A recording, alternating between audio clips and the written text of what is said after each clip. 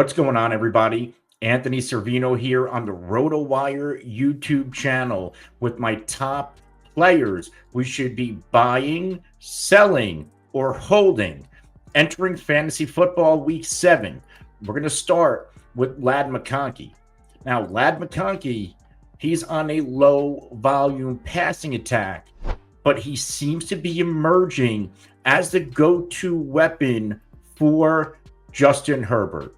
He's had at least 7 targets in 3 games this season, with a season-high 8 this past week against Denver. He only caught 4 for 43, only 8.3 PPR points, but the volume is beginning to come.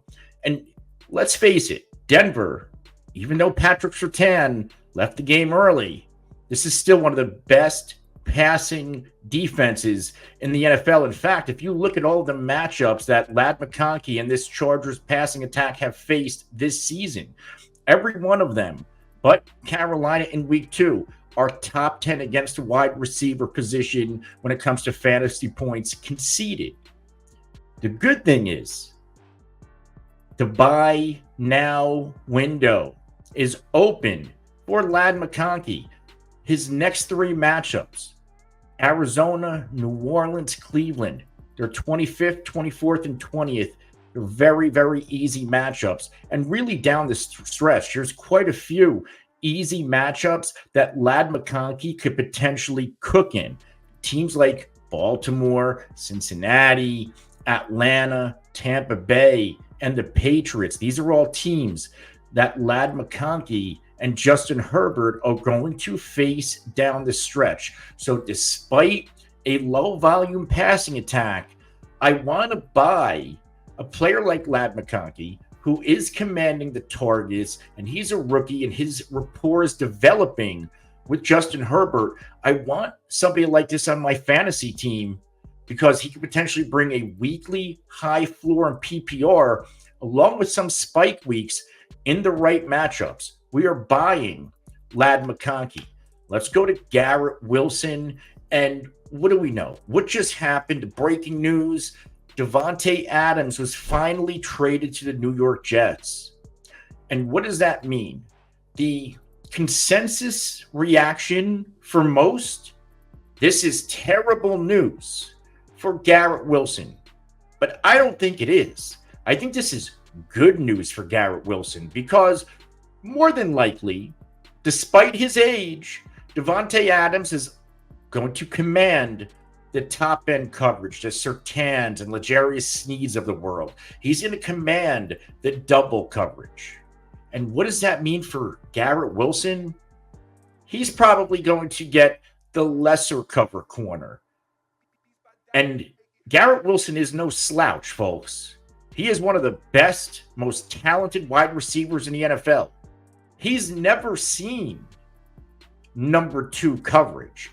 He's never not seen double coverage a lot. Like this guy is always blanketed. Not anymore. A healthy Davante Adams changes the landscape for Garret Wilson. Now, what could regress with Garret Wilson? Well, the target share. He's had 3 games this season with over 10 targets, including the one 2 weeks ago where he had 23. Those games are probably gone. But Garret Wilson is talented enough, and Aaron Rodgers is talented enough to where maybe Garret Wilson sees 8 targets a game, but he's going to be hyper efficient with the opportunities that he's getting. We are buying Garret Wilson because most fantasy managers are probably going to want to get rid of him because they're thinking there's just not enough to go around. I think there's more than enough to go around when you're in an offense with Aaron Rodgers and Davante Adams. There's going to be a lot of hyper efficiency passing moving forward with the New York Jets. I'm going to go a little bit of a different direction here. Here's a buy low, but it's a buy low lottery ticket. Mike Williams. Because of this Davante Adams trade, there's going to be an odd man out, right? Because the Jets wide receiver room currently looks like Davante Adams, Garret Wilson, Allen Lazard, Mike Williams. Number one, Allen Lazard isn't going anywhere. That's Aaron Rodgers' boy. And we know he likes to collect his boys on his team. Plus, for what it's worth, Allen Lazard's been productive this year. Aaron Rodgers also blames Mike Williams for that game-losing interception against the Buffalo Bills. Mike Williams hasn't really been productive anyway. The rapport isn't there. It hasn't developed. So why are we buying Mike Williams? Well, there's quite a few wide receiver needy teams out there. The Buffalo Bills is one, but I doubt the Jets are going to make the Buffalo Bills better by trading them Mike Williams. But there's a connection in Kansas City, who's another wide receiver needy team. If you remember last year, the Kansas City Chiefs and New York Jets facilitated a wide receiver trade for Mecole Hardman. Mecole Hardman wasn't working out in New York. They traded him back to Kansas City. So there's already an open trade window between the two general managers. And now the Kansas City Chiefs, they have a dire need for a wide receiver upgrade. They don't have a lot of money. They probably don't want to spend a lot of draft capital. Naturally, the Chiefs are probably picking up the phone, or the Jets might pick up the phone and try to facilitate a deal sending Mike Williams back to the AFC West. And guess what? If that happens and Mike Williams is in an offense with Patrick Mahomes and a need at wide receiver who can go over the top and make the big play, this is potential fantasy gold mine. Go buy Mike Williams right now. He's going to be cheap. It's not going to cost you anything. And this is, if he goes to Kansas City, that's potential league-winning ceiling. Remember, if you like content like this, hit the like button, hit the subscribe button, and the alert icon so you can be notified anytime we go live to answer your questions or drop amazing content just like this. And remember, if you have trade questions, start sit questions, waiver questions, anything at all, ask them in the comment section below. We will get back to you as soon as we can. Now, let's get to a few players we're going to sell, one of which is Zach Moss. Zach Moss had a terrific start to the year. We know what he's done. 3 out of 4 games, over 14 PPR points, couple of spike weeks with 17 and 20. Scoring touchdowns, getting volume. He's even catching passes. But there's been a changing of the guard at the running back position. Chase Brown is now emerging as the guy like many of us thought during draft season.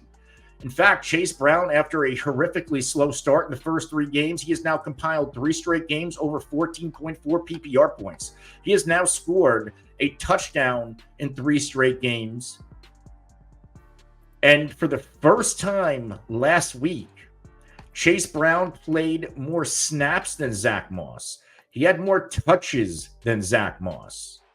Chase Brown is taking over this backfield, which means Zach Moss is somebody you want to sell. Some people out there aren't reading in between the lines. They're not going to see that Chase Brown has been taking over this backfield for 3 weeks. They're just going to see, well, Zach Moss just needs to get back on track. Look how productive he was early. This offense is good. They can both operate and be productive. I think the backfield has shifted, and as long as Chase Brown's healthy, that's his backfield, which means sell Zach Moss now. Go find a running back needy team in your league. Maybe there's somebody who needs a running back because they're on a bye week and deal with injuries. Go see what you can get for Zach Moss. If you're a Zach Moss trade manager, go get what you can because his value is plummeting fast. The next person we are selling, Tank Dell. Tank Dell finally had a spike week. Finally had a good game. Finally had a game with more than 11 PPR points.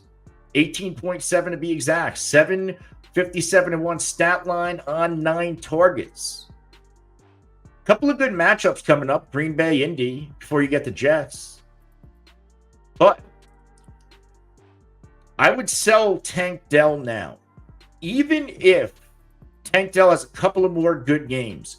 Recency bias triggers in the mind of a fantasy football player. and they see that spike week, they see those big plays, the touchdown from Tank Dell, they just remember the guy from last year.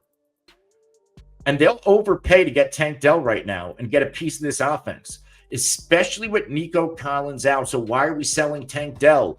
Because Nico Collins is going to come back. And once Nico Collins comes back, there's no guarantee that Tank Dell can maintain quality fantasy production. Why do I say that? Well, look at the games that Tank Dell played with Nico Collins this year. He was fairly useless in fantasy. Didn't even give us a high floor. This is the time, whether it's now or maybe you want to wait a week till next week and see if he pops again and maybe the value grows a little bit more. But now's the time to put the feelers out there.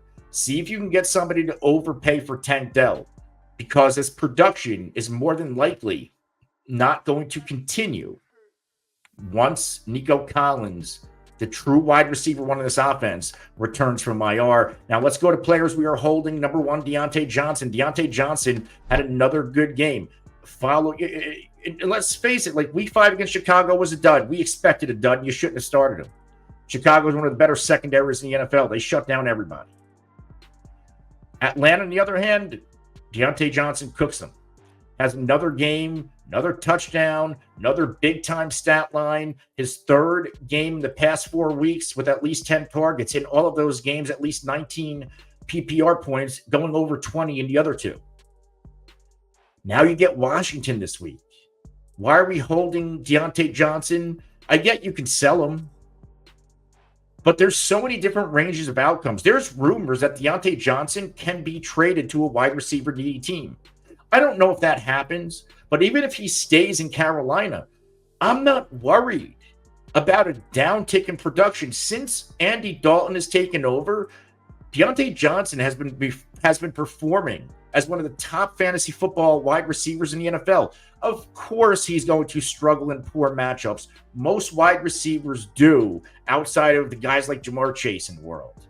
And you get, 2 weeks against Denver, they're number 1 against fantasy wide receivers. Be smart, sit them. But if you look at the rest of season schedule, including the fantasy playoffs, let's fast forward, week 13 to 17, these are all outstanding matchups. Tampa, Philly, Dallas, Zona, fantasy championship against Tampa. You want to keep Dionte Johnson. Don't be afraid that he's on a bad team, because they have to throw the football a lot. They're always trailing because the defense puts them into a deficit. Andy Dalton, we know as long as he's healthy, he'll get rid of the football. We're not moving Dionte Johnson. We're going to hold Dionte Johnson and ride his spike weeks to a championship. Finally, Dak Prescott. I get it. Dak Prescott has been terrible. No other words to put it, especially getting benched last week against the Lions. The good thing for Dak is that he has shown us 4 games this season, over 19 fantasy points, a couple of them over 20 and 30. The bye week's a get-right week for Dak. Dallas normally comes out of the bye playing well, and what's even better is that the Cowboys, when it comes to rest of season schedule for fantasy quarterback and receivers, the Cowboys have a top 2 schedule in those categories. Their playoff schedule is sensational. Outside of San Francisco coming out of the bye, it is a cakewalk the rest of the way. And Dak Prescott last year, if you remember, he and CeeDee Lamb struggled fairly early.